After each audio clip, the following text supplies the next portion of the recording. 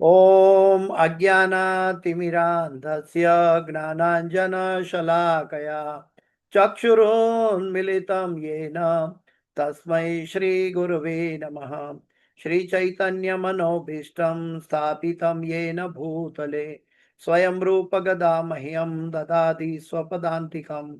वन्देऽहं श्रीगुरु श्रीयुतापदकमलं श्रीगुरु वैष्णवांश्च श्रीरूपं साग्रजातं सहगणा रघुनाथान्वितं तं सजीवं साद्वैतं सावधूतं परिजनसहितं कृष्ण चैतन्यदेवं श्रीराधा कृष्णपादां सहगणा ललिता श्रीविशाखान्वितांश्च। हे कृष्ण करुणा सिंधो दीनबंधो जगत्पते गोपेश गोपिका कांत राधा कांत नमोस्तुते। तप्त कांचन गौरांगी राधे वृंदावनेश्वरी वृषभानुसुते देवी प्रणमामि हरिप्रिये। वाञ्छाकल्पतरुभ्यश्च कृपा सिन्धुभ्य एव च पतितानां पावनेभ्यो वैष्णवेभ्यो नमो नमः। श्री कृष्ण चैतन्य प्रभु नित्यानंद श्री अद्वैत गदाधर श्रीवासादि गौर भक्त वृंद। हरे कृष्ण कृष्ण कृष्ण हरे हरे, हरे राम राम राम हरे हरे। जयतां सुरतो पंगोर मम मंदमते गतिर मत्सर्वस्वपदाम्भोजो राधा मदन मोहनो। कृष्णाय वासुदेवाय देवकी नंदनाय च नंदगोपकुमाराय गोविन्दाय नमो नमः। गोविन्दाय नमो नमः। गोविन्दाय नमो नमः। पंचतत्वात्मकं कृष्ण भक्तरूप स्वरूपकं भक्तावतार भक्ताख्यं नमामि भक्तशक्तिकं। गुरुवे गौरचन्द्राय राधिकाये तदालये कृष्णाय कृष्ण भक्ताय तद्भक्ताय नमो नमः। नमः ओम विष्णुपदाय कृष्ण प्रेष्ठाय भूतले श्रीमदे जय पताका स्वामी नामिने नमः। आचार्य उद्दायिनी ताय कृपा प्रदायिने गौर कथा धामदाय नगर ग्राम तारिणे नमः। ओम विष्णुपदाय कृष्ण प्रेष्ठाय भूतले श्रीमदे भक्ति वेदांत स्वामी नामिने नमस्ते सरस्वती देवी गौरवाणी प्रचारणे निर्विशेष शून्यवादी पाश्चात्य देशधारणे। जय श्री कृष्ण चैतन्य प्रभु नित्यानंद श्री अद्वैत गदाधर शिवासादि गौर भक्तवृंद। हरे कृष्ण कृष्ण कृष्ण हरे हरे, हरे राम राम राम हरे। ओम नमो भगवते वासुदेवाय। ओम नमो भगवते वासुदेवाय। ओम नमो भगवते वासुदेवाय। नारायणं नमस्कृत्यं नरं चैव नरोत्तमं देवीं सरस्वतीं व्यासं ततो जयं मुदीरयेत्। नष्टप्रायेषु अभद्रेषु नित्यं भागवत सेवया भगवते उत्तम श्लोके भक्तिर्भवति नैष्टकी। हरे कृष्णा। तो पांडवों की सामूहिक निवृत्ति के अंतर्गत श्रीमद् भागवत का पहला स्कंद 15वां अध्याय श्लोक संख्या 31 11531 पांडवों की सामूहिक निवृत्ति। विशोको ब्रह्म संपत्त्या संचिन्न द्वैत संशयः लीन प्रकृतिर्नैगुण्या लीन प्रकृतिर्नैगुण्यात् अलिंगावात संभव। विशोको ब्रह्म संपत्त्या संचिन्न द्वैत संशयः लीन प्रकृति नैगुण्यात् अलिंगत्वात् असंभव। विशोको ब्रह्म संपत्त्या संचिन्न द्वैत संशयः लीन प्रकृति नैर्गुण्यात् अलिंग अलिंगत्वात् असंभव। विशोको ब्रह्म संपत्त्या संचिन्न द्वैत संशयः लीन प्रकृतिर्नैगुण्यात् अलिंगत्वात् असंभव। कोई दोहराना चाहेगा? हरे कृष्णा प्रभु जी। विशोको ब्रह्म संपत्त्या सच्चिन्न द्वैत संशय लीन प्रकृति नैगुण्यात् लीन प्रकृति नैगुण्यात् आलिंगत्वाद संभवः। हरे कृष्णा। तो सीधा अनुवाद और तात्पर्य में चलते हैं आगे। अनुवाद और तात्पर्य भाई इसी भक्ति वेदांत स्वामी शील प्रभुपाद महाराज की जय। आज का जो श्लोक है ये बहुत महत्वपूर्ण इसलिए है कि हमें भगवान की हमारे जीवन में अनुभूति कैसे करनी चाहिए। ये पांडव भगवान अपनी ये भौतिक जगत की धराधाम से जब वापस अपने गोलोक धाम प्रस्थान कर गए थे और उसके बाद सभी पांडव बहुत दुख में थे भगवान की विरह में।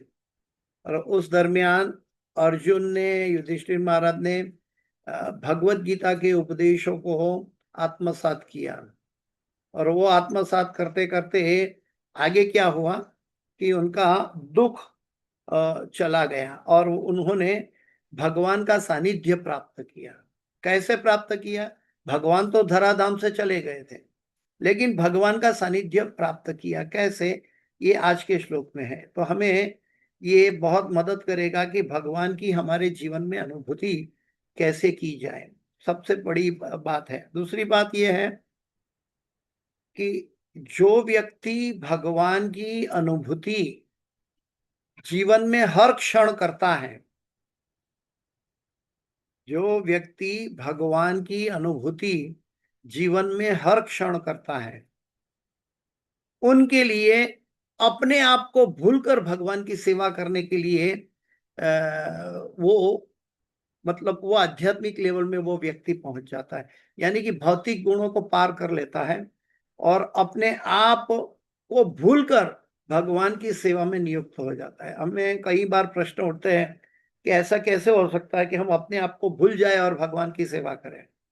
तो ये अनुभूति एक काल्पनिक बात नहीं है लेकिन वास्तविक बात है कि हम भगवान की अस्तित्व की अनुभूति, भगवान हर क्षण हमारे लिए क्या क्या कर रहे हैं और हम हमारे साथ कैसे सदैव जुड़े रहते हैं, इसकी अनुभूति जो व्यक्ति कर सकता है उस व्यक्ति को अपने आप को उनको कुछ दिखेगा ही नहीं, उनको सदैव भगवान का दर्शन होगा। वो द्वैत से परे हो जाएगा।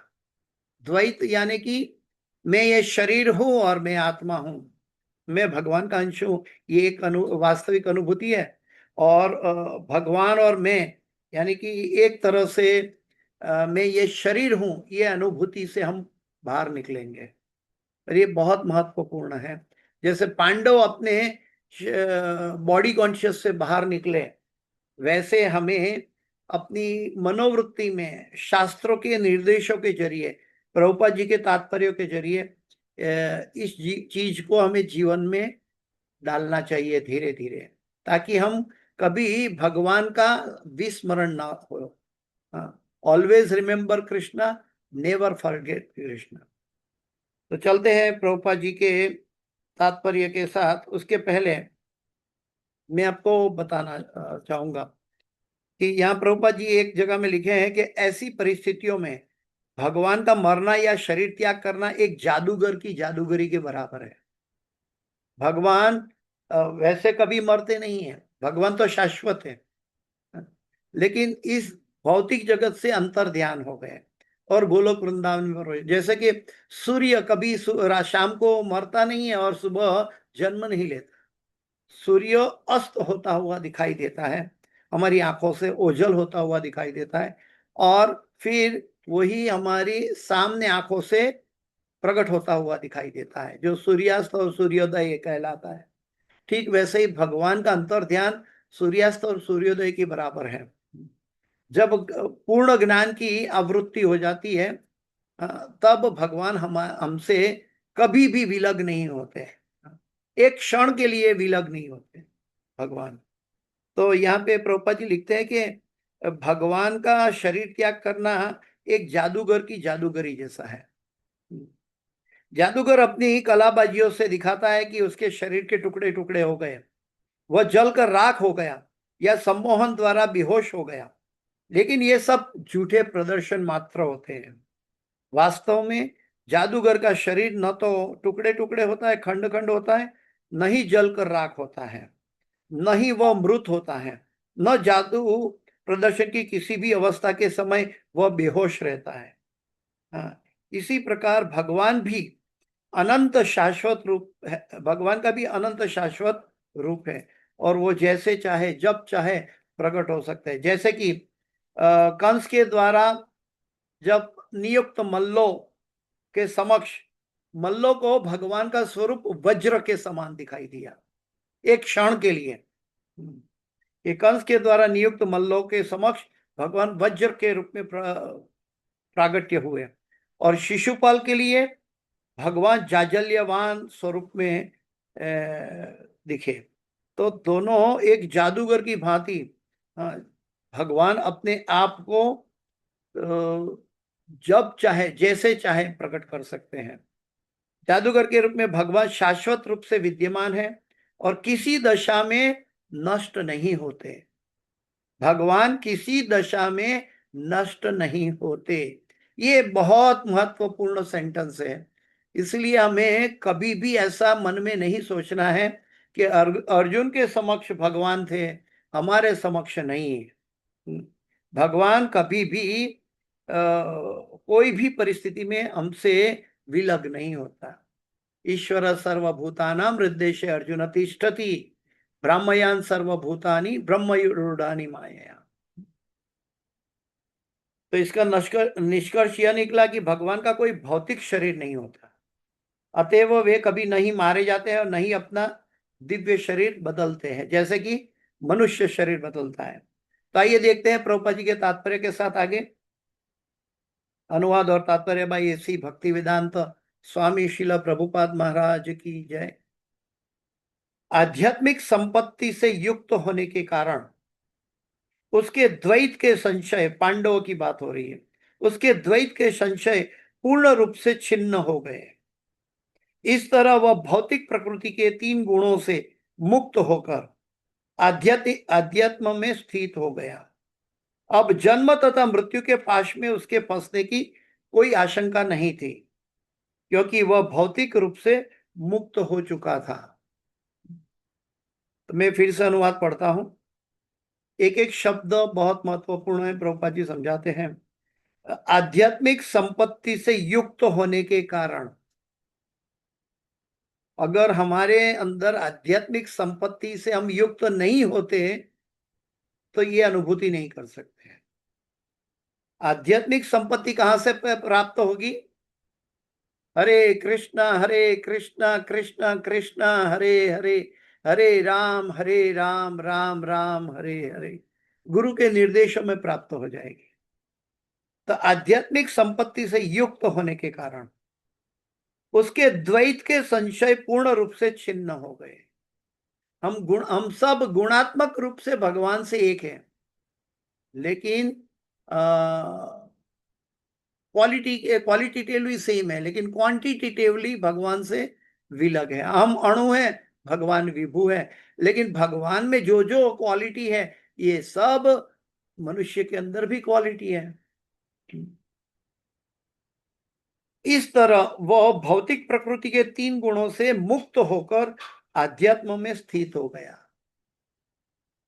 जो भक्ति कर्मणा मनसा वाचा होती है, वो भक्ति 3 गुणों को लांघ सकती है।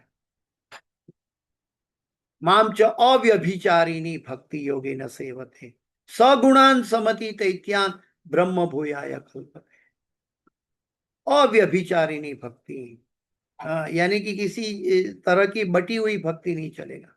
और शुद्ध भक्ति, बटी हुई भक्ति एक द्वैत के मार्ग में आएगी और संशयग्रस्त करेगी, और प्रकृति के 3 गुणों को लांघ नहीं पाएगी। लेकिन कौन सी, हम कभी कभी भक्ति करते हैं लेकिन स्वयं ये नहीं जानते कि हम स्वयं द्वंद्व में हैं। द्वंद्व का अर्थ है कि हम मन में कुछ सोचते हैं, बोलते कुछ और हैं और करते कुछ और हैं। हम भक्ति की इच्छा रखते हैं, भगवान का सानिध्य और प्रेम प्राप्त करने की इच्छा रखते हैं, उसके बारे में कुछ और बोलते हैं और करते कुछ सांसारिक काम। और सांसारिक काम करना कोई गलती नहीं है, लेकिन सांसारिक काम करते समय सदैव भगवान का स्मरण हम नहीं रख पाते। क्यों नहीं रख पाते? क्योंकि हमारे अंदर पर्याप्त मात्रा में भगवान की महिमा का श्रवण नहीं हुआ। जब श्रवण पर्याप्त मात्रा में होगा, कीर्तन पर्याप्त मात्रा में होगा, तो स्मरण की अनुभूति सदैव बनी रहेगी। तो इस तरह वह भौतिक प्रकृति के 3 गुणों से मुक्त होकर अध्यात्म में स्थित हो गया। अब जन्म तथा मृत्यु के पाश में उसके फंसने की कोई आवश्यकता न थी। जो प्रकृति के 3 गुणों को लांघ देते हैं उनको जन्म मृत्यु जरा व्याधि का चक्र धीरे धीरे उससे परे हो जाते हैं, क्योंकि वह भौतिक रूप से मुक्त हो चुका था। और भौतिक रूप क्या है? अहम ममेति, मैं ये शरीर हूं। वास्तव में हम सब जानते हैं प्रभुपाद जी की कृपा से कि हम सब आत्माएं हैं, लेकिन हम शरीर की अनुभूति से बाहर निकलना नहीं चाहते। हम डरते हैं कि इस शरीर की अनुभूति से बाहर निकलेंगे तो क्या होगा, मेरा शरीर का अस्तित्व का क्या होगा, मेरे शरीर के रिश्तेदारों का अस्तित्व का क्या होगा, मेरी इच्छाओं का क्या होगा। मुझे पूर्णतः विश्वास नहीं है कि मैं अगर ये शरीर से निकल जाऊं तो मैं क्या कर पाऊंगा। लेकिन जिसको भगवान की अनुभूति भगवत गीता के उपदेशों के जरिए आत्मसात कर लेते हैं, पांडवों की तरह, उनको ये संशय नहीं होता। संशय आत्मा विनश्यति। हमें मृत्यु का डर इसीलिए है, हम संशय आत्मा है। और वो संशय को मिटाने के लिए वास्तव में हमारे पास सबसे पहले श्रद्धा की आवश्यकता है। श्रद्धा सबको है, भगवान पे, गुरु पर सबको है, लेकिन इतनी श्रद्धा बढ़ जाए कि भगवान की अनुभूति सदैव रहे। चाहे मैं ये शरीर में रहूं या ना रहूं, क्या फर्क पड़ता है, भगवान तो सदैव मेरे साथ जुड़े हुए हैं। प्रभुपाद जी वृंदावन छोड़कर अमेरिका गए थे अपने गुरु के आदेश के पालन के लिए, भगवान की नाम का प्रचार के लिए। लेकिन प्रभुपाद जी कहते हैं कि एक तरह से मुझे अनुभूति होती है कि मैं वृंदावन से बाहर हूं, लेकिन प्रभुपाद जी साथ साथ ये भी कहते हैं कि मैंने कभी वृंदावन नहीं त्याग किया। मैंने कभी अपने गुरु का सानिध्य का विलग्नता प्राप्त नहीं हुई। मैं सदैव मेरे गुरु के सानिध्य में रहा, उनकी उपदेशों के जरिए, उनकी उपदेशों का पालन के जरिए। और मैं सदैव कृष्ण की नाम की महिमा का प्रचार करता हूं, सदैव कृष्ण की करुणा देखता हूं चारों ओर प्रसरी हुई। ये करुणा को देखकर मैं कभी वृंदावन से विलग होता ही नहीं। तो ये एक आर्टिफिशियल इम्पोजिशन नहीं है, वास्तविकता यही है। लेकिन हम आर्टिफिशियल इम्पोजिशन में, शारीरिक बॉडी कॉन्शियस में रहते हैं। जो ये माया का प्रभाव है, जो सही है वो गलत दिखता है, जो गलत है वो सही दिखता है।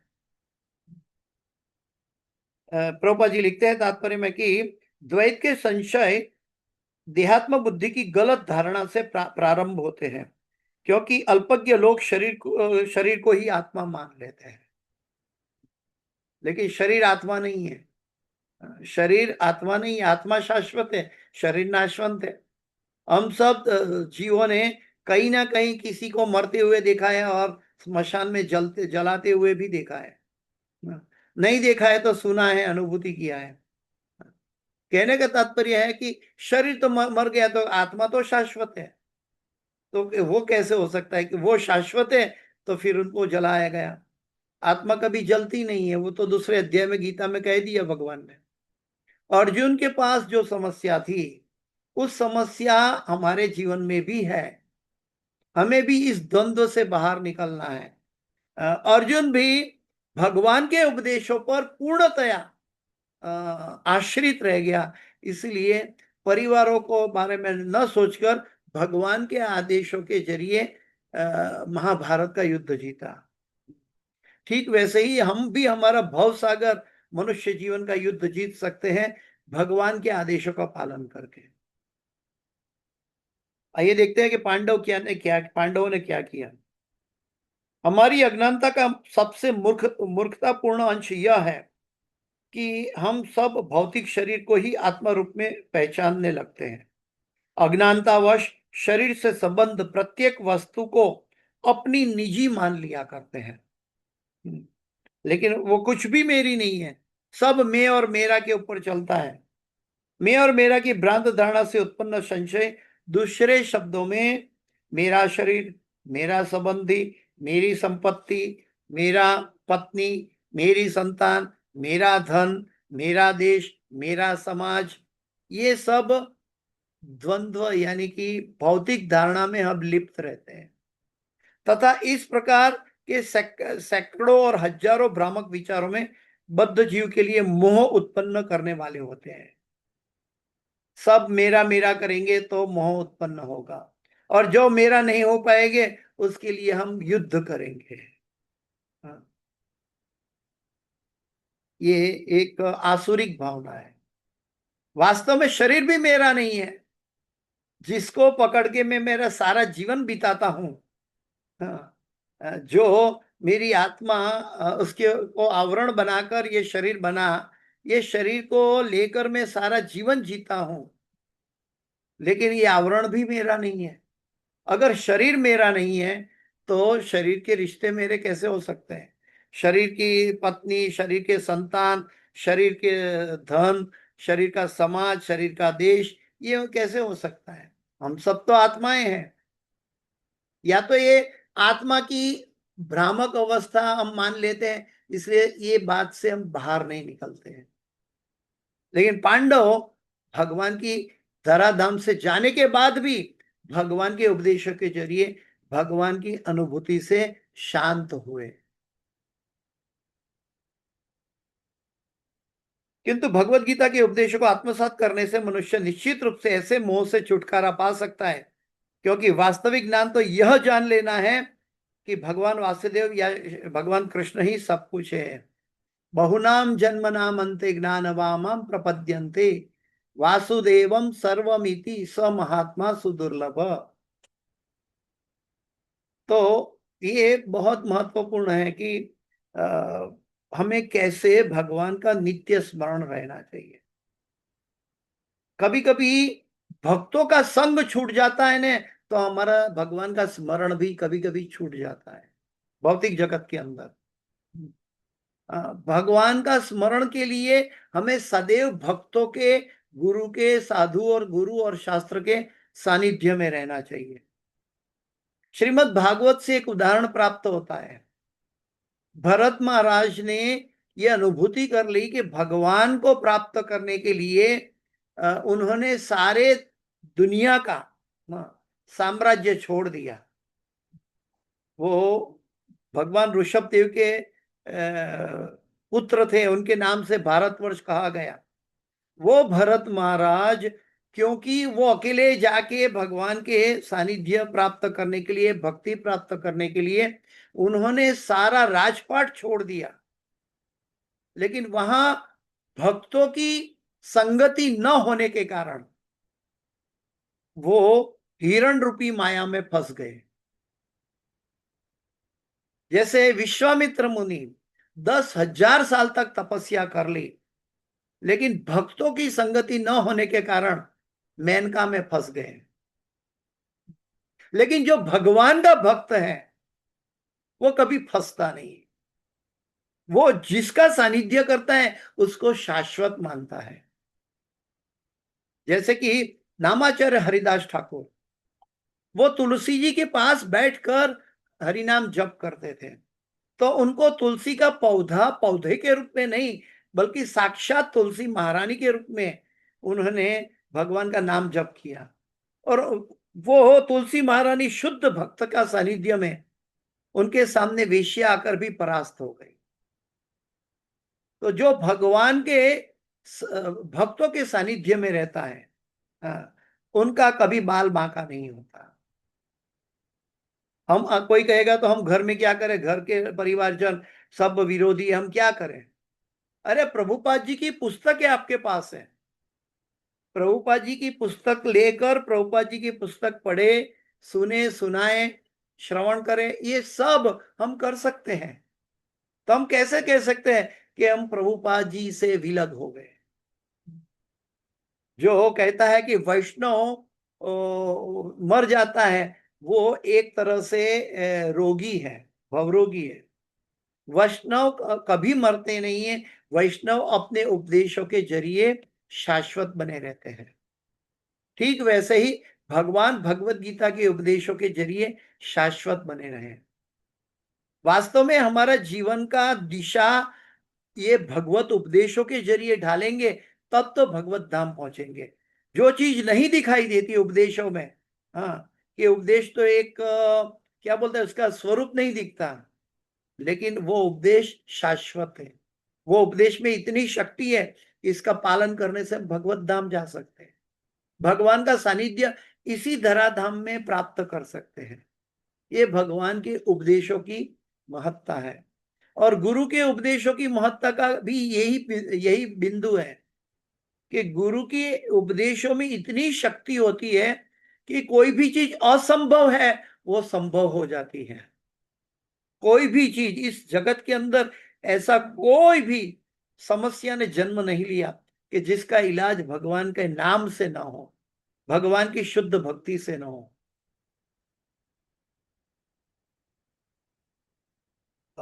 तो आगे आगे कहते हैं कि प्रत्येक वस्तु उनकी शक्ति की आंशिक अभिव्यक्ति है। शक्ति तथा शक्तिमान अभिन्न है। राधा और कृष्ण अभिन्न है, फिर भी अपने आनंद के लिए उन्होंने दो रूप में विस्तारित किया। अतएव पूर्ण ज्ञान के प्राप्त होते ही द्वैत का भाव समाप्त हो जाता है। द्वैत का भाव का मतलब है हम गुणात्मक रीत से भगवान से एक है, इसलिए हमें कोई चिंता करने की आवश्यकता नहीं है। हम भगवान के अंश है, हम अणु है, विभू भगवान है, और हम ये शरीर नहीं है। लेकिन भगवान के अंदर जो जो शक्ति है वही शक्ति हमारी आत्मा में है। जो भगवान शाश्वत है उस तरह मेरा आत्मा भी शाश्वत है। और जब शाश्वतता है तो डर किसका? इस जगत के अंदर हमारा अस्तित्व टिकाए रखने की समस्या सबसे बड़ी है, अस्तित्व। लेकिन हम अपनी आत्मा का अस्तित्व भगवान के साथ जुड़ा है और वो शाश्वत है, तो बनाए रखने की चिंता ही कहां है? लेकिन हम मानते हैं हम ये शरीर है, इसलिए बनाए रखने के लिए मनःषष्ठानि इंद्रियाणि प्रकृति स्थानी कर्षति। तो पूर्ण ज्ञान होने के प्राप्त होने के होते ही द्वैत भाव से द्वैत का भाव समाप्त हो जाता है। जो ही अर्जुन ने भगवत गीता के उपदेशों को ग्रहण किया जिसमें वह दक्ष था, त्यों ही उसने साक्षात सखा भगवान कृष्ण के संबंध में उसका भौतिक बोध मिट गया। भौतिक बोध क्या था? कि भगवान मेरे साथ थे और भगवान मेरा हम सबकी रक्षा करते थे। भगवान हमारे साथ सदैव जीवन में साथ में जुड़े रहे, इसलिए हमारी रक्षा हो पाई। लेकिन वो द्वैत भाव से परे हो गए अर्जुन। क्यों, कैसे परे हो गए? भगवत गीता के उपदेशों में के जरिए। अगर हम भगवत गीता के उपदेशों के जरिए हम ये चीज में दक्ष नहीं हो पाते तो हम द्वंद्व में सारा जीवन बिताते हैं। और द्वंद्व तब तक रहता है जब तक अज्ञानता फैली रहती है। अज्ञानता तब तक फैली रहती है जब तक पाप हमसे जुड़ा है। और पाप क्या है? भगवान से अलग होकर आनंद भोगने की चेष्टा। तो भगवान से अलग होकर शरीर के इंद्रियों के जरिए आनंद भोगने की चेष्टा, हाँ, ये भगवान से विलग होकर आनंद भोगने भोगने की चेष्टा। वास्तव में हम ये शरीर है ही नहीं, तो उसकी इंद्रियों से आनंद भोगने की इच्छा, ये तो मूर्खता है। हम तो वास्तव में हम आनंदमय अभ्यास हैं। वास्तव में आत्मा का स्वरूप आनंद का है। तो हम किस आनंद को खोजते हैं? जो आनंद शरीर में लुप्त हो गया। वास्तव में शरीर में लुप्त नहीं हो गया, पापमय परिस्थिति का कारण शरीर का आवरण ने आत्मा को कवर कर दिया। तो जिसने भगवान के भगवत गीता के उपदेशों को ग्रहण किया, वही उसके शाश्वत सखा भगवान कृष्ण के संबंध में उसका भौतिक बोध मिट गया। भौतिक बोध मिट गया। विश्वरूप दर्शन के समय भी भगवान ने उनको दिव्य चक्षु दी, तो उनकी भौतिकता खत्म हो गई। हमें भी गुरु के जरिए, भगवत गीता के जरिए, अर्जुन के जरिए वही भगवत गीता, वही उपदेश एज इट इज प्राप्त हुआ है। हम भी गुरु के जरिए आध्यात्मिक संपदा इकट्ठी कर सकते हैं, और वो आध्यात्मिक संपदा के जरिए हम ये चीज को वास्तव में यथारूप में देख सकते हैं कि कैसे सभी भगवान की शक्तियां काम कर रही है, कैसे आत्मा के रूप में सारे जीव चारे तरफ बिखरे पड़े हैं, और सब अपने अपने कार्यों में नियुक्त है। जैसे भगवान नचाते हैं, वैसे भगवान सभी जीव कार्य करते हुए दिखाई देते हैं। उसे यह अनुभव हुआ कि भगवान अपने उपदेश के द्वारा, अपने रूप, लीलाओं, गुणों इत्यादि के द्वारा अब भी उसके समक्ष उपस्थित है। जो व्यक्ति शाश्वतता से नाता जोड़ता है और अपनी अनुभूति शाश्वतता के साथ करता है भगवान के अंश के रूप में, उनके लिए भगवान सदैव उनके नजर के समक्ष, उनके अंतरात्मा में सदैव वास करते हैं। भगवान वैसे तो एक क्षण के लिए जीव को विलग नहीं करते, चाहे हम कीड़ी में क्यों ना हो, चाहे हम नरक में क्यों ना हो, भगवान कोई भी आत्मा से विलग नहीं होते। लेकिन क्योंकि हमें शरीर के आवरण से हम भगवान, हमारी चमड़ी की आंखों से हम भगवान का दर्शन नहीं कर पाते, हम हमारी बुद्धि से भगवान का दर्शन नहीं कर पाते, क्योंकि हमारा शरीर प्रकृति के 3 गुणों के द्वारा बद्ध है। और इसीलिए प्रकृति के 3 गुणों से लांघना है, तो वहां डुप्लीसिटी, द्वैत भाव नहीं होना चाहिए। हम मन में कुछ सोचेंगे, बोले कुछ और करेंगे कुछ, तो ये तो द्वैत भाव हो गया।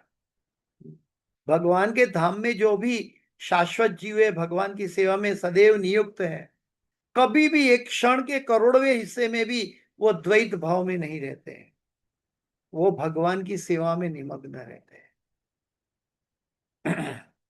वह अर्जुन अनुभव कर सका कि उसके मित्र भगवान कृष्ण विभिन्न अद्वैत शक्तियों में अपनी दिव्य उपस्थिति के कारण अब भी उसके समक्ष उपस्थित थे। अद्वैत शक्तियों में, अद्वैत यानी कि दो नहीं है, एक ही है। एक तरह से हम भगवान और जीव गुणात्मक दृष्टि से एक है, लेकिन इसका अर्थ ये नहीं है कि हम भगवान हैं। ये मानना भी गलत है। ये अद्वैतवादियों उसका गलत अर्थ निकालेगा कि मैं ही भगवान हूं, तो वो गलत बात है। और द्वैत दो नहीं है, एक ही है। हाँ, गुणात्मक दृष्टि से हम अद्वैत है भगवान से, लेकिन वास्तविक भौतिक शरीर की दृष्टि से हम द्वैत हैं। तो अद्वैत का सिद्धांत जब तब सही है जब हम आत्मा के प्लेटफॉर्म पर देखते हैं भगवान का सानिध्य।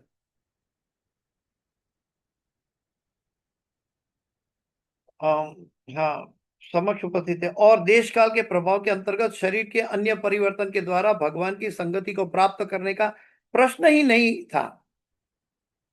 उनको ऐसा प्रश्न ही नहीं था कि देश काल की परिस्थिति के अंतर्गत, यानी कि अभी भगवान इस भौतिक जगत में नहीं है, तो ऐसा नहीं कि हम भगवान की संगति में नहीं है। हम भगवत गीता का उपदेश भगवान ने अर्जुन के माध्यम बनाकर इसीलिए दिया कि सभी जीवों को भगवान की अनुभूति का दर्शन हो। अगर भगवान की अनुभूति का दर्शन गीता के जरिए नहीं हो पाता, इसका मतलब अभी भी हम प्रकृति के 3 गुणों से, हमारी बुद्धि से सीमित हैं और भगवान की महत्ता को परे नहीं जान पाते। क्यों नहीं जान पाते? क्योंकि हमारे अंदर अज्ञानता और पाप का बोझ पड़ा हुआ है।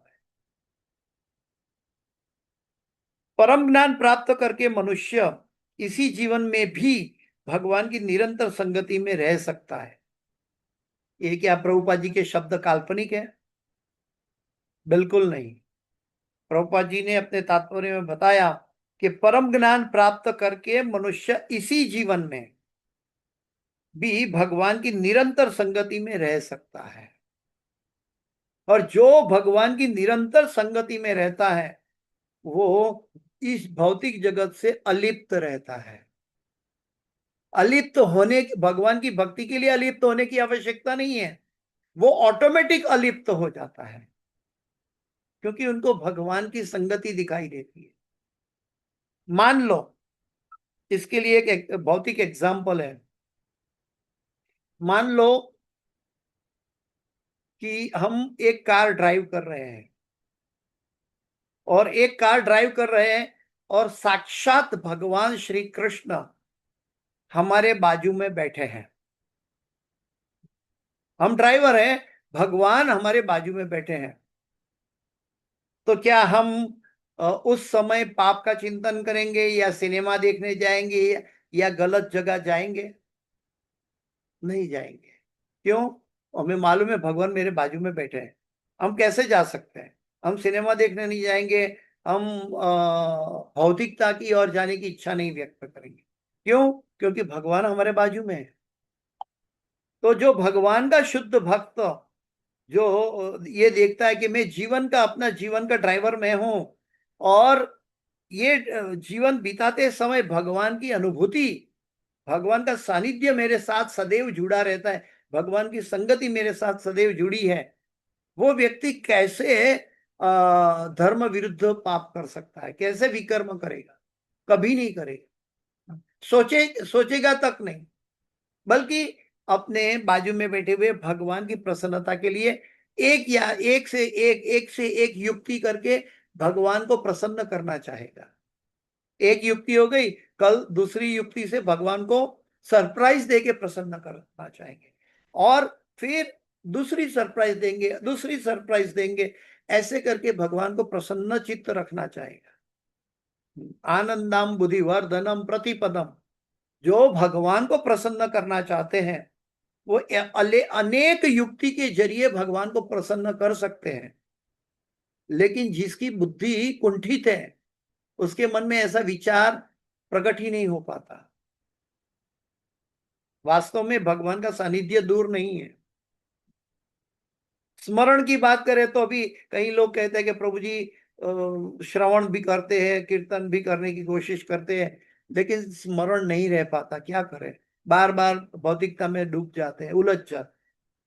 उसका जवाब यही है, भागवत कहता है कि हमें पर्याप्त मात्रा में श्रवण और कीर्तन नहीं किया है, पर्याप्त मात्रा में भक्तों का संग नहीं किया है, पर्याप्त मात्रा में भगवत गीता के उपदेशों को जीवन में डाला नहीं है। अर्जुन के सामने भगवान थे, वो 2 घंटे में भगवान गीता का उपदेश अपने जीवन में डालकर महाभारत का युद्ध जीत गया। हाँ। लेकिन हम पूरा जन्म जीवन भर भगवत गीता का अभ्यास करके भी उसके प्रति हमारा जीवन नहीं डालते हैं। ये हमारी पापमय अवस्था है। यदि केवल परमेश्वर का श्रवण, कीर्तन, चिंतन तथा पूजन करें, परम ज्ञान प्राप्त करके मनुष्य इसी जीवन में भी भगवान की निरंतर संगति में रह सकता है। यदि वह केवल परमेश्वर का श्रवण, कीर्तन, चिंतन तथा पूजन करे। मन्मना भव मद भक्तो मद्याजी माम नमस्कुरु मामे वश्यसि सत्यम ते प्रति जाने प्रियोसी। इसी जीवन में मनुष्य उन्हें देख सकता है।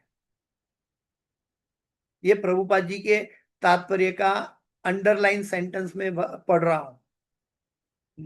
प्रभुपाद जी कहते हैं कि इसी जीवन में मनुष्य उन्हें देख सकता है। तो ये काल्पनिक नहीं कैसे हुआ?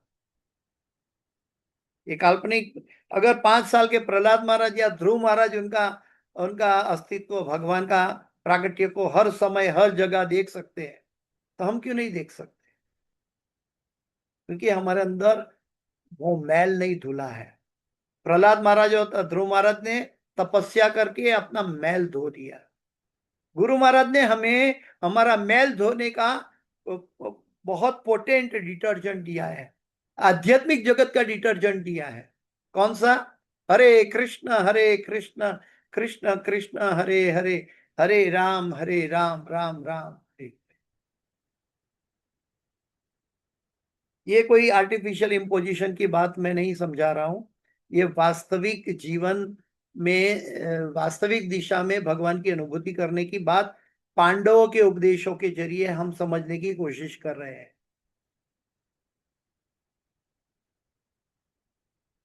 भगवान, प्रभुपाद जी कहते हैं कि भगवान का अनुभूति इसी जीवन में मनुष्य देख सकता है और उनकी उपस्थिति का अनुभव कर सकता है यदि केवल भक्ति योग द्वारा, जो कि उनका श्रवण करने से प्रारंभ होता है, अद्वैत ज्ञान भगवान को जान ले। भगवान चैतन्य कहते हैं कि केवल भगवान नाम कीर्तन से ही शुद्ध चेतना के दर्पण की धूल को मिटाया जा सकता है, हटाया जा सकता है, और इस धूल को हटते ही मनुष्य तत्काल समस्त भौतिक बंधनों से छूट जाता है। चेतो दर्पण मार्जनम भवमः दावाग्निर्वापनम श्रेय कैरव चंद्रिका वितरणम विद्यावधू जीवनम आनंदम बुद्धिवर्धनम प्रतिपदम पूर्णामृता स्वादनम सर्वात्मा स्नपनम परम विजयते श्री कृष्ण संकीर्तनम। तो भौतिक बंधनों से छूट सकते हैं। और ये कई काल्पनिक शब्द चैतन्य महाप्रभु ने भी नहीं बताया, और न अर्जुन गीता के जरिए हमको समझा रहे हैं, न पांडव जन ने इसकी अनुभूति की। पहले तो बात यह है कि पहले ये हमारे ज्ञान में ठीक तरह समझना चाहिए, फिर ज्ञान का पालन करना चाहिए। अगर हमारे ज्ञान में भी बैठ नहीं सकता तो हम कैसे जानेंगे? जब गीता में भगवान के उपदेशों को हम सही मानते हैं कि जो भगवान ने गीता में कहा है वो 100% सही है, उसमें कोई तरह का गलती नहीं है, तो इस संसार में हमें चिंता की आवश्यकता क्या है? हाँ, भगवान स्वयं कहते हैं कि वासुदेवम सर्वमिति स महात्मा सुदुर्लभम, कि वासुदेव कृष्ण ही सर्वस्व है, और जो गुरु ने हमें ये बता दिया है, तो हमें क्या, किसकी चिंता करनी है? सुहृदम सर्वभूता नाम है, तो हमारा कल्याण कौन कर सकता है इस जगत के अंदर? जो अकल्याण करने वाला है वो है हमारा काम क्रोध लोभ, जो हमारा नित्य वैरी शत्रु है, जो हमारे मन में बैठा है। और भगवान कहते हैं वो मन मुझे दे दो वापस। आपको मेरा दिया हुआ मन के अंदर कोई ऐसा शत्रु दिखाई देता है, वो मन भगवान को दे दो, अपना काम भगवान को दे दो। हम भगवान को कह सकते हैं कि आप मेरा मन हर लो, मेरा काम आप स्वीकार लो, लेकिन मुझे भौतिक जगत का, इंद्रियों का काम नहीं चाहिए। मैं मन आपको अर्पण करने आया हूं। भगवान कहते हैं कि मन मना भव मत भक्तो, मन के द्वारा मेरी भक्ति करो। हम भगवान को जाकर कह सकते हैं कि हे प्रभु, मेरे जीवन में सबसे दुखदायक है मेरा मन, मेरा शत्रु है मेरा मन, हे प्रभु मेरा मन तुम ले लो। समस्या कहाँ रहेगी? जैसी भगवान की इच्छा वैसा कार्य हम करने लगेंगे, कठपुतली की तरह। प्रभुपाद जी ने ऐसा कार्य किया, इसलिए आज इस्कॉन खड़ा है। अगर हम भी ऐसे भगवान के भक्त हो जाए, भगवान का हो, तो भगवान को कितना आनंद आएगा। पहली बात तो यह है कि भगवान की इच्छा को पूरी करना है, एक एक परिस्थिति है। दूसरी परिस्थिति है, जीव अपनी इच्छा पूरी करना चाहता है, तो भगवान को अपना आनंद का अनुभव छोड़कर जीव को समझाने के लिए आना पड़ता है कि हे जीव, तुम समझो कि तुम गलत जगह में आनंद ढूंढ रहे हो, और उपदेश देना पड़ता है। और वो उपदेश देने के बाद भी हम उसका पालन नहीं करते, भगवान को क्या हम आनंद देते? भगवान हमें आनंद में डुबाने के लिए आते हैं अवतार लेकर, ताकि हम इस जगत के जन्म मृत्यु जरा व्याधि के दावानल में न फंसे। लेकिन हमारा इतना दुर्भाग्य है, दुर्दैव में दृशम यहाँ जनिनानुराग, ये मेरा इतना दुर्भाग्य है कि भगवान के नाम के प्रति मेरे अंदर रुचि और आसक्ति पैदा नहीं हुई। ये सिर्फ मेरा और अहम ममेती के कारण, कि जिसका अस्तित्व है ही नहीं। आज मैं 60 साल का हो गया, तो मेरा 5 साल का वो शरीर कहाँ चला गया? क्या मैं उनके लिए रोता हूं? तो मैं 60 साल, 70 साल, 80 साल के बाद अगर शरीर छोड़ूंगा, तो उसके लिए मुझे क्यों रोना है? मैं 5 साल में भी शाश्वत था, आज भी वही नाम से जाना जाता हूं। मैं अपने आइडेंटिफाई भी वही नाम से कर रहा हूं, दुनिया भी मुझे वही नाम से जानती है। तो हमारा वैसे ही हमारा अस्तित्व भगवान का अंश है।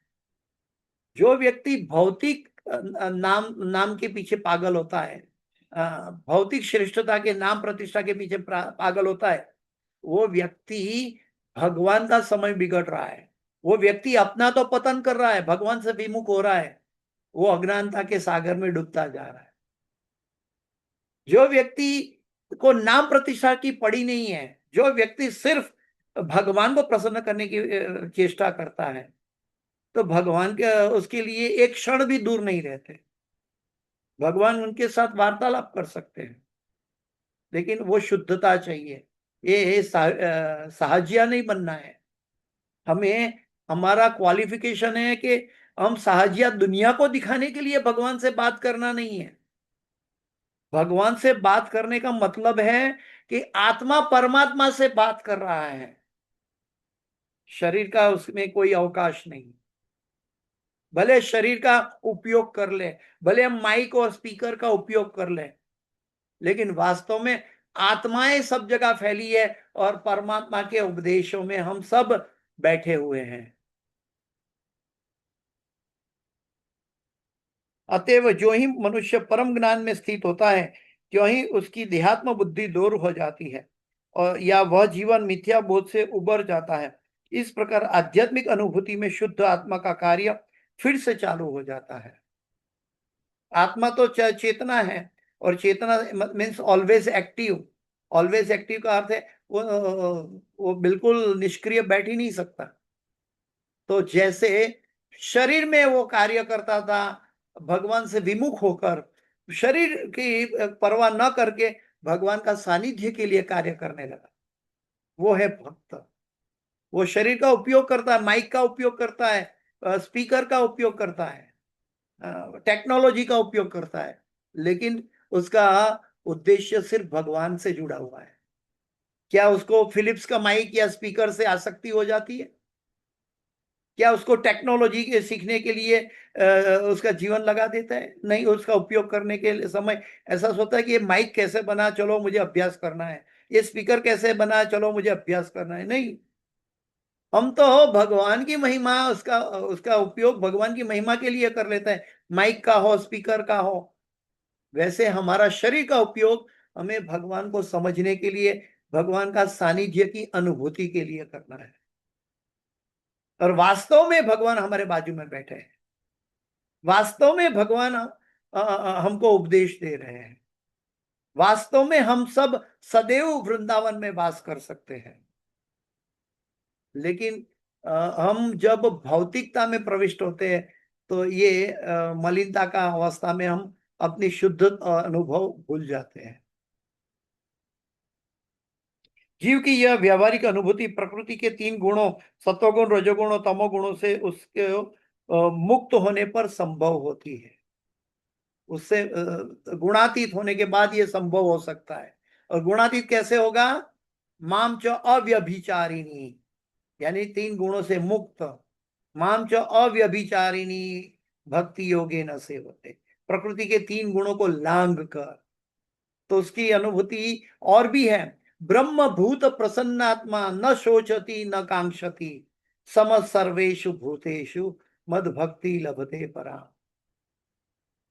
उनको कोई भेद नहीं दिखेगा, वो हमेशा प्रसन्न चित्त रहेगा। जब इस संसार में जो भी समस्याएं हैं, ये हमारा स्थूल और सूक्ष्म शरीर का कारण है, उसका कारण है। लेकिन व्यक्ति गुणातीत हो जाएगा, आत्मा के लेवल में हो जाएगा, तो उसको शरीर की समस्याओं से क्या लेना देना। एक बार कमल खिल गया तो उस कमल की पंखड़ी पंखड़ी को कादव कीचड़ से क्या लेना देना।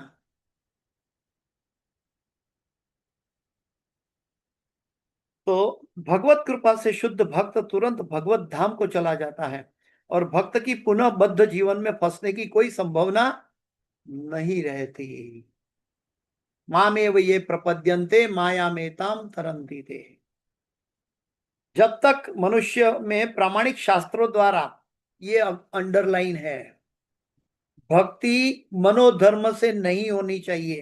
प्रभुपाद जी लालटेन दिखाकर समझा रहे हैं कि जब तक मनुष्य प्रामाणिक शास्त्रों के द्वारा नियत की गई भक्तिमय सेवा के द्वारा, यानी कि शास्त्रों ने जो दिखाया उस तरीके से हमारी सेवा, भक्ति सेवा होनी चाहिए। शास्त्रों में तो वहां तक बताया, वरा पुराण में पहले भी मैं बता चुका हूं, वरा पुराण में तो ये वहां तक बताया कि जब तक हमारी भक्ति शास्त्रोक्त नहीं हुए, शास्त्रोक्त ज्ञान के जरिए भक्ति की दिशा नहीं है, और जब तक हमारे अंदर पंचरात्रि की विधि के जरिए जीवन को मोड़ा नहीं है, भगवान की सेवा की नहीं है, तब तक हम भगवान का सानिध्य प्राप्त नहीं कर पाते। चाहे करोड़ों जन्म हो जाए, करोड़ों वर्षों तक हो जाए, हम भगवान का सानिध्य प्राप्त नहीं कर पाएंगे। कब? जब तक हम शास्त्रोक्त भक्ति नहीं करेंगे। यानी कि भक्ति के लिए प्रकृति के ग्रस्त, 3 गुणों के ग्रस्त हुआ मन और बुद्धि को लांघना होगा। ब्रह्म भूत प्रसन्नात्मा न शोचती न कांक्षती।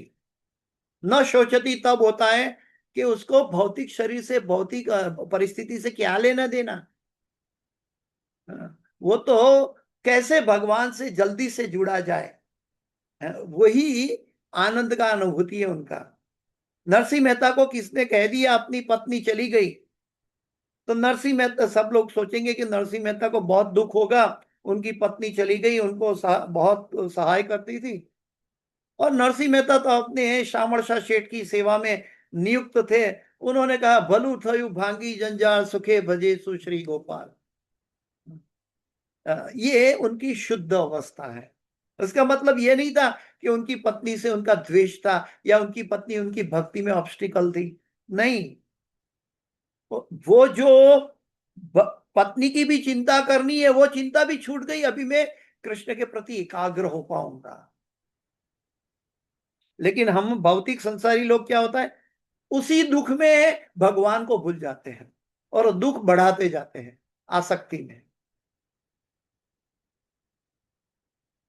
जब तक मनुष्य में प्रामाणिक शास्त्रों द्वारा नियत की गई भक्तिमय सेवा के द्वारा आवश्यक आध्यात्मिक दृष्टि प्राप्त नहीं हो जाती, तब तक उसे भगवान की उपस्थिति का अनुभव नहीं हो पाता।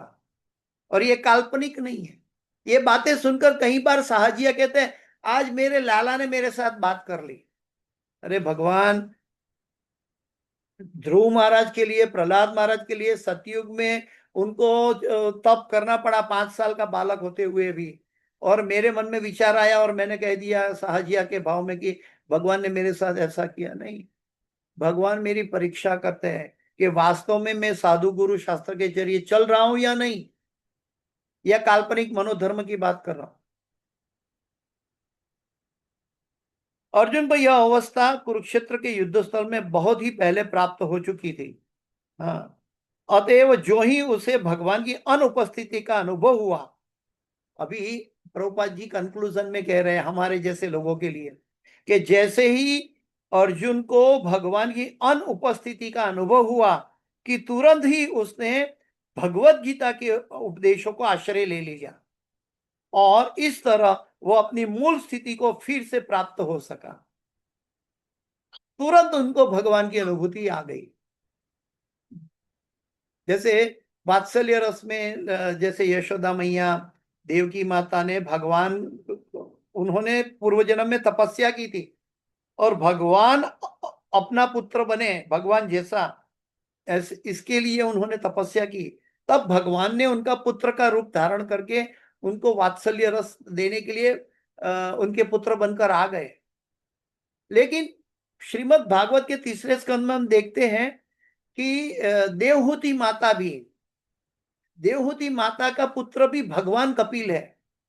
वहां देवहूति माता ने कोई तपस्या नहीं की है कि भगवान मेरा पुत्र बनकर आए, लेकिन देवहूति माता की जो प्रार्थना है भगवान के लिए, भगवान को समझने के लिए, भगवान की अनुभूति जीवन में लाने के लिए, वो दिव्य है। देवहूति माता की प्रार्थना के अंतर्गत हम समझ सकते हैं कि उसमें भगवान की सारी शक्ति का निरूपण किया गया है। वो अपनी संतान को एड्रेस कर रही है एक भौतिक दृष्टि से, भगवान कपिल देव को, लेकिन वो जानती है कि मेरी संतान स्वयं पूर्ण पुरुषोत्तम भगवान है। मैं माता हूं लेकिन मैं उनको प्रणाम करती हूं।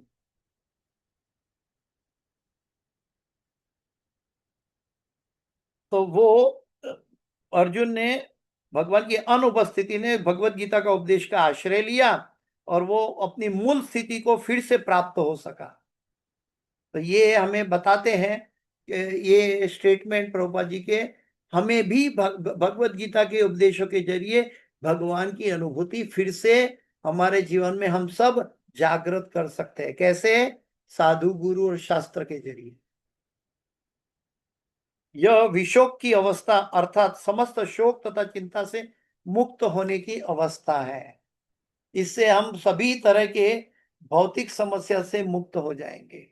जब समस्या जन्म ही नहीं लेगी तो क्या, किस तरह की चिंता रहेगी? तो हमें देखना है कि हम संसार में क्या कर रहे हैं, हमारा चिंतन किस ओर है, हमारा विषय बार बार कहीं भी भटकता है भगवान की सेवा की ओर, भगवान की जो प्रसन्नता के लिए।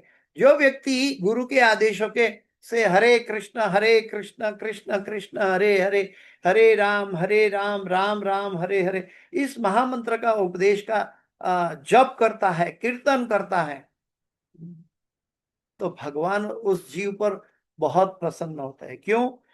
इसीलिए नहीं कि वो भगवान का नाम लेता है, भगवान को प्रसन्नता इसलिए ज्यादा होती है कि वो उनके भक्त के आदेशों का पालन कर रहा है। गोपी भर्तु पाद पद कमलय दास दासानुदास। तो हमें इस भाव में अपने जीवन को ढालना है और प्रकृति के 3 गुणों को लांघने के लिए हमारा कर्मणा मनसा वाचा जीवन में एक होना है। इसको भौतिक शब्द में कहते हैं मोरालिटी, लेकिन हम सब मॉरल नहीं है, भरे मोरालिटी को क्लेम करते हैं। ये हमारी द्वंद्व परिस्थिति है। हम मोरल नहीं है। हम अगर मोरल है तो हम कभी भी भगवान के उपदेशों को लांघेंगे नहीं, भगवान के उपदेशों के प्रति उदासीन नहीं रहेंगे। अगर हमारे अंदर मोरालिटी है तो हम कभी भी यानी उसकी जगह हम भगवान के उपदेशों को तत्परता से अपनाएंगे। ठीक है, तो समय पूरा हो चुका है। हम सब मैं यहाँ अपनी वाणी को विराम देने जा रहा हूँ। हम सब गुरु महाराज के लिए प्रार्थना करेंगे, हरि नाम जप करेंगे। तो इस क्लास की कोई भी सुकृति है, मेरे गुरु महाराज हिज होलीनेस जय पताका स्वामी आचार्यपाद गुरु महाराज और हिज डिवाइन ग्रेस एसी भक्ति वेदांत स्वामी शिला प्रभुपाद जी की और श्रीमद् भागवत की है। और इस क्लास के अंदर कोई भी गलती क्षति और त्रुटि रह गई है, मेरी अपनी है, कृपया मुझे क्षमा करें। वांछाकल्पतरुभ्यश्च कृपा सिंधुभ्येव च पतितानां पावनेभ्यो वैष्णवेभ्यो नमो नमः। अनंत कोटि वैष्णव वृंद की जय, शिल प्रभुपाद की जय, गुरुदेव महाराज की जय। आज ही भागवत कथा में मैंने यहाँ वृंदावन में सुना कि भगवत भक्ति का बीज मध्यम अधिकारी भक्त देता है और उसका ग्रोथ दीक्षा गुरु करता है, मतलब उत्तम अधिकारी करता है। तो हम सबको ये समझना चाहिए कि हम कैसे भक्ति के बीज को, भक्ति लता बीज को हम कैसे साधु गुरु शास्त्र के जरिए उसका सेवन करके उसका ग्रो करें, भक्ति लता बीज को भगवान के चरणों तक ले जाए। ठीक है, किसी का कोई प्रश्न है तो एक दो दिन 2 मिनट पूछ सकते हैं। कृष्णा प्रभु जी। जी। प्रभु जी, हाँ, हाँ, प्रभु जी, सप्तनिधि के जो 7 विग्रह है वृंदावन में, सप्तनिधि, हाँ तो सप्तनिधि में ऐसा, जैसे मैंने सुना कि मुगलों ने अटैक किया था, तो 4 जितने तो विग्रह जयपुर गए थे।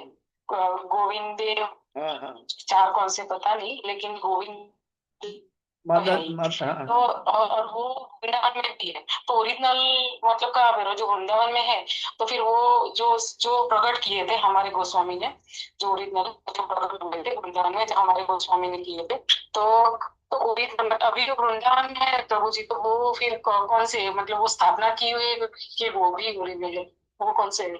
एक्चुअली ओरिजिनल डीटीज जो थे वो यहाँ से जय प्रभु जी आप म्यूट पर है। जो ओरिजिनल डीटीज थे वो यहाँ से मुगलों के समय ले जाए गए थे, भगवान की अर्श विग्रह की रक्षा के लिए भगवान के भक्तों ने ले गए थे। तो जयपुर ले गए थे, और जयपुर में भी वहाँ से जो राजपुत्र थी, वहाँ के राजा के महल में गोविंद देव जी रहते थे, और वहाँ राजा की पुत्री का विवाह का समय हुआ, जो मदन मोहन जी को बहुत बचती थी और मदन मोहन को अपना पति मानती थी। वो उनकी पुत्री विवाह करने के लिए तैयार नहीं था। तो बोलते क्यों, तो कि मेरा विवाह तो हो चुका है कृष्णा से। तो बहुत समझाने के बाद राजा ने कहा ठीक है, मैं आपको विवाह करके साथ आप अपने मदन मोहन को लेके जा सकते हैं। तो वो उनका विवाह करौली में हुआ था। तो वो मदन मोहन का जो अर्श विग्रह है आज करौली में है। गोविंद देव गोविंद देव गोपीनाथ आज जयपुर में है। तो कई भक्त लोग एक दिन में श्री गोविंद गोपीनाथ मदन मोहन इसका दर्शन मंगला आरती से शुरू करते हैं और संध्या आरती तक एक ही दिन में तीनों का दर्शन करते हैं। और वृंदावन में भी राधा रमन जी ये तीनों अर्श विग्रह का समन्वय स्वरूप माना जाता है। तो वैसे भगवान रिप्लिक रूप में भी प्रकट हो सकते हैं, जैसे कि मल्लों के सामने भगवान वज्र के समान दिखाई दिए। हाँ, और क्या बोलते हैं कि भगवान को जो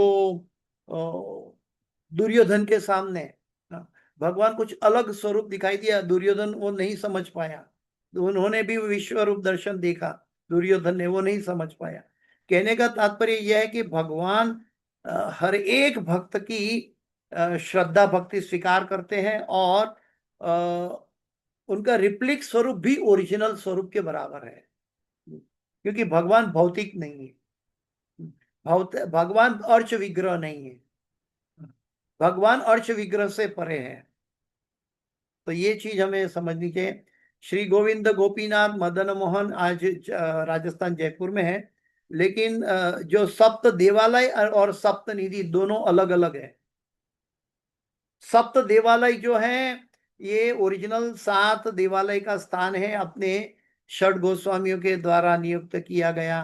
ये सप्त देवालय की बात है। उसमें से कुछ 3-4 सप्त निधि में भी आता है। तो सप्त देवालय एक है, सप्त निधि और एक है। उसका डिटेल वर्णन वृंदावन में दिया गया है, यहाँ पे वृंदावन शोध संस्था में। और हमारे चैतन्य चरितामृत में भी देखते हैं, और आज के वृंदावन में भी हम सुनते हैं और समझते हैं। लेकिन ये सभी स्वरूप जहीं कहीं भी जाए दिव्यता की उसमें कोई भी कसर कमी नहीं है। भगवान अपने नाम में दिव्य हो सकते हैं, तो अपने अर्च विग्रह में क्यों नहीं? अगर वही अर्च विग्रह में दिव्य होते तो आज बाजार में अनेक अर्च विग्रह बिकते, लोग इसको घर में ले जाकर प्राण प्रतिष्ठा क्यों करते हैं? तो भगवान का अर्च विग्रह सदैव शाश्वत है। भगवान ने वास्तविक बात तो यह है कि भगवान एक क्षण भर भी ब्रज से वृंदावन से बाहर कदम नहीं रखते। भगवान प्रकट होते हैं, सदैव वृंदावन में रहते हैं, लेकिन प्रकट होते हुए दिखाई देते हैं, लेकिन वो वृंदावन का त्याग नहीं करते। अगर अर्च विग्रह के जरिए भगवान ने एक लीला की तो वो अलग बात है कि भगवान वहां जाकर अन्य भक्तों को भी उनका सानिध्य देना चाहते हैं। जैसे कि माधवेंद्रपुरी द्वारा श्रीनाथ जी प्रकट हुए, नाथ द्वारा में आज है श्रीनाथ जी। हाँ, तो नाथ द्वारा में श्रीनाथ जी है, वो माधवेंद्रपुरी के द्वारा जतिपुरा में गोविंद कुंड के पास प्रकट हुए थे, गोवर्धन के ऊपर। लेकिन आज वो नाथ द्वारा में है, और उसके लिए कहा भी जाता है कि वो सिर्फ 150 साल के लिए नाथ द्वारा गए हैं, वापस वो ब्रज में आने वाले हैं। तो ऐसे हरे भगवान की अपने अर्च विग्रह की अलग अलग लीलाएं हैं, अलग अलग कथाएं हैं, लेकिन भगवान जिसको जहां जैसा सानिध्य लेना चाहता है वो भगवान पहुंचा देते हैं। अपने भक्तों को, समूह को शुद्ध करना चाहते हैं, वहां पहुंच जाते हैं भगवान। आज भगवान वैसे भौतिकता से, भौतिक दृष्टि से देखे तो आज राजस्थान और गुजरात सबसे ज्यादा वेजिटेरियन है, और भगवान ने अपना विस्तार वहां किया है, तो उसमें कोई गलती नहीं है। द्वारका में भगवान शाश्वत विराज है, वैसे ब्रज के बाहर तो भगवान ने कभी कदम ही नहीं रखा। तो इसके लिए हमारी भौतिकता से हमें भगवान को सीमित भावना में नहीं सोचना है।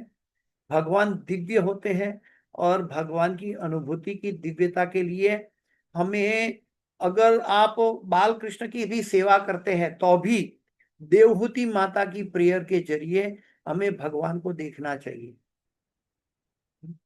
क्योंकि हम, प्रभुपाद जी उसमें दिखाते हैं, कहते हैं कि हमें भगवान को अपने पुत्र का, अपना वात्सल्य रस के लिए भगवान को अवतार लेना पड़े, ऐसा भगवान को नहीं करना, कहना चाहिए। भगवान अपनी प्रसन्नता के लिए आ जाए वो अलग बात है। भगवान अपना कार्य के लिए हमको नियुक्त करे, हमको एक इंस्ट्रूमेंट बनाए, वो अलग बात है। तो देवहूति माता के उपदेशों में बहुत गहरी बातें बताई गई है। और वैसे इसका मतलब ये भी नहीं है कि माता यशोदा मैया या देवकी माता का जो वात्सल्य रस है वो गौण है, बिल्कुल नहीं। वो भी दिव्य रस से सबर है, ओतप्रोत है, और वो नित्य भगवान के पार्षद है। यशोदा मैया, देवकी मैया, वो नित्य पार्षद है। लेकिन भगवान ने उस रस के जरिए प्रकट होना चाहा, तो उस जीव में वो भाव प्रकट कर दिया। तो भगवान परित्राणाय साधुना विनाशाय च दुष्कृतम, लेकिन जो भगवान का भक्त है उनके लिए तो भगवान सदैव उनके साथ है। प्रभुपाद जी कहते हैं कि हमारे इस्कॉन मंदिर में हर रोज जन्माष्टमी मनाई जाती है। ये एक ब्रॉड स्टेटमेंट नहीं है, ये एक एग्जेगरेट किया हुआ स्टेटमेंट नहीं है, क्योंकि भक्त के लिए भगवान सदैव उपलब्ध है। ठीक है माता जी। हाँ प्रभु, प्रभु जी, मतलब वो मदन मोहन, गोपीनाथ और गोविंद जो है वो तीनों, वो जो वृंदावन में भी है और जयपुर में भी है, दोनों जगह तो ऐसा ना प्रभु? हाँ जी जी, दोनों जगह पे। दोनों जगह पे हैं। और मदन मोहन के चरण कमल, और गोपीनाथ का वक्षस्थल, और गोविंद देव का मुखारविंद, ये तीनों ओरिजिनल भगवान का स्वरूप था। और ब्रज में आज कहा जाता है कि वो तीनों स्वरूप एक में अपने आप प्रकट हुआ, जो शालिग्राम से प्रकट हो गए स्वयं भगवान, वो है राधा रमन, वो तीनों एक स्वरूप में जुड़ गए। ठीक है। हाँ प्रभु, और प्रभु जी एक खाली शॉर्ट में चाहते रहते, जैसे प्रेम होते हैं तो भागवत, जैसे काफी कथाएं है हमारे भागवत में कि जब प्रेम होते हैं तो मतलब भागवत सुनाते हैं, वो कौन से, तो भागवत सुनते हैं मतलब उनके लिए जो प्रेत बनते हैं, तो भागवत सुनते तो उनका उद्धार होता है, मतलब वो प्रेत योनि से बाहर जाते हैं या फिर वो भगवत धाम चले जाते हैं? वो गोकर्ण की वो है, गोकर्ण और वो भूल गए। वो इसीलिए बताया गया, वो इसीलिए बताया गया कि प्रेत योनि एक तरह की पाप योनि का दंड है। तो पाप योनि के दंड वाली योनि में भी उसका उद्धार भागवत कर सकता है, तो मनुष्य योनि में क्यों नहीं होगा? मनुष्य योनि प्रेत योनि से ज्यादा ऊपर है। प्रेत योनि तो पापमय जीवन का दंड है एक तरह से। तो पापमय जीवन के दंड वाली योनि में भी, वो शरीर में भी उसका उद्धार भगवत धाम जा सकता है जीव। तो जो जीव वास्तव में मनुष्य शरीर का सदुपयोग कर रहा है भगवान की भक्ति के लिए, उनको भगवान का भागवत मिलेगा तो उनका उद्धार हो जाएगा। लेकिन हमारा दुर्भाग्य ये है कि हम, वो धुंधुकारी ने जैसे एकाग्र चित्त से भागवत को सुना, क्यों? क्योंकि वो दुखी अवस्था में था, तो एकाग्र चित्त से भागवत को सुना तो उनकी मुक्ति हो गई। लेकिन वहां भागवत करने के समय गोकर्ण के द्वारा कई भक्त बैठे हुए थे, लेकिन उनका उद्धार नहीं हुआ। क्यों? क्योंकि उनके अंदर एकाग्रता नहीं थी। तो भागवत को आत्मसात करना है, भागवत का श्रवण को आत्मसात करना है।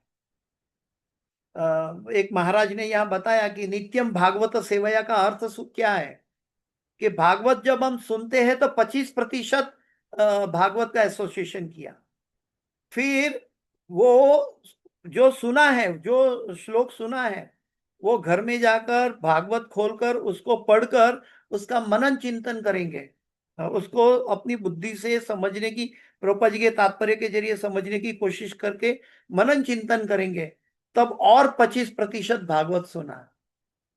फिर हमारे से उच्च कोटि के भक्तों के साथ उसका विनिमय करेंगे, आदान प्रदान करेंगे, मच्चिता मद्गत प्राणा बोधयंत परस्परम। जब उसके बारे में चर्चा करेंगे, भागवत के चर्निंग करके उसके अंदर से अमृत निकालेंगे, मक्खन निकालेंगे, भक्तों के साथ चर्चा करके उसी श्लोक के अंदर से वो मक्खन, वो और 25% भागवत का सानिध्य प्राप्त किया।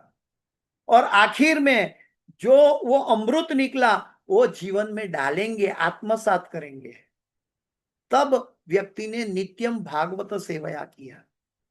यानी कि भागवत हमें निडर बनाता है, भागवत हमारी भौतिक समस्या से दूर करके हमें परे ले जाता है। भौतिक समस्या का यहाँ रंज मात्र भी भागवत के अंदर मैल नहीं है। इसलिए हम भौतिक अवस्था में बैठकर भागवत सुनते हैं और भौतिकता से इसका अर्थ निकालेंगे तो आत्मसात करने की तो बात बहुत दूर की हुई, हम भागवत को समझ ही नहीं पाएंगे। भागवत को समझने का अर्थ है इसके अंदर से एक एक श्लोक, एक एक शब्द के अंदर से अमृत को निकालना। और जैसे तात्पर्य पढ़ते हैं तो हम प्रभुपाद के साथ सानिध्य प्राप्त करके उसके अंदर से अमृत निकालने की कोशिश कर रहे हैं। और ये अमृत निकाला हुआ अमृत हम जीवन में आत्मसात करेंगे, डालेंगे, तो हम इस जीवन में किसी भी परिस्थिति में निडर बने रहेंगे। प्रभुपाद जी का नाम है अभय चरणारविंद। अभय, जहां किसी तरह का भय नहीं है, इस जिसका चरण किसी तरह का भय से मुक्त करता है, अभय चरणारविंद भक्ति वेदांत स्वामी प्रभुपाद। क्योंकि प्रभुपाद जी ने भी भगवान के चरणारविंद को कस कर पकड़ कर रखा है।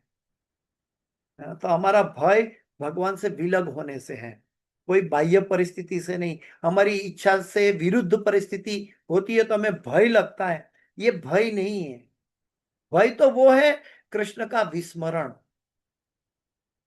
ठीक है माता जी।